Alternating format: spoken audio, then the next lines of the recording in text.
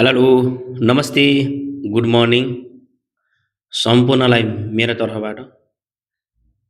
आज 2082 साल फागुन महिनाको 18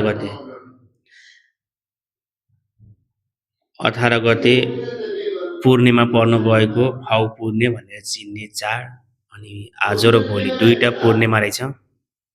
आज स्पेसली पहाडी भेगमा मनाउने चाड, भोलि भोलिको दिन ट्राई भेगमा ट्राई अनि इन्डियातिर मनाउने चाड आज पहाडी भेगमा। सम्पूर्णलाई मेरो तर्फबाट अब ह्याप्पी होली भन्न चाहन्छौँ। सम्पूर्णले एकदम राम्रोसँग होली मनाइदिनु होला। जे जस्तो भए नि रङ लगाएर खेले एकअर्कामा आपसमा रङ लगाएर खेल्ने चाडलाई ह्याप्पी होली भनिन्छ। तर रङ लगाउन नि अनुमति बिना लगाइदिनु होला। सम्पूर्णलाई बेगारा अनुमति बिना नलगाउनु होला। कसैलाई रङले फाप या नफाप हुनसक्छ, कसैलाई फाप हुन्छ भने कसैलाई नफाप पनि हुनसक्छ, कसैको बडीमा त्यस्तो हुनसक्छ। तर सम्पूर्णले रङ खेल्दाखेरि एकदम अनुमति बिना खेल्नु, जहाँ पाए त्यही रङ नदलिदिनु होला। मेरो यही सुझाव छ। अब हामीहरू त भन्नुपर्दाखेरि परदेशतिर अलिक तनाव नै छौँ है। स्पेसली यो खाडी मुलुकतिर अलि 2-3 दिन भयो, 2-3 दिनमा अलि तनावहरू धेरै छ, तनावहरू बढ्दै गएको छ। ठिक छ, हामी सम्पूर्ण सेफमै छौँ। नेपाल हुने साथीभाइहरूले दिदीबहिनी, बुवा आमा, दाजुभाइ सम्पूर्णले राम्रोसँग होली मनाइदिनु होला। धेरै रङ खेलेर पनि अब के नि हुनेछ होइन, एकअर्कालाई रङ लगाएर मनाइने चाडलाई नि फाउ पूर्णे भनेर चिनिन्छ,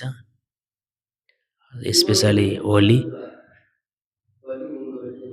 परदेश हुने साथीहरूले स्पेसली खाडी मुलुक हुने साथीभाइहरूले चाहिँ यो रङ चाहिँ नखेलिदिनु होला। यहाँको कानुनअनुसार नदिँदो रहेछ। यहाँको कानुन खाडी मुलुकमा यो होलीलाई चाहिँ मान्यता नदिँदो रहेछ। तपाईँहरूले खेलिदिनु भयो भने भोलि पक्राउ पऱ्यो भने तपाईँ कारबाहीमा हुन सकिन्छ।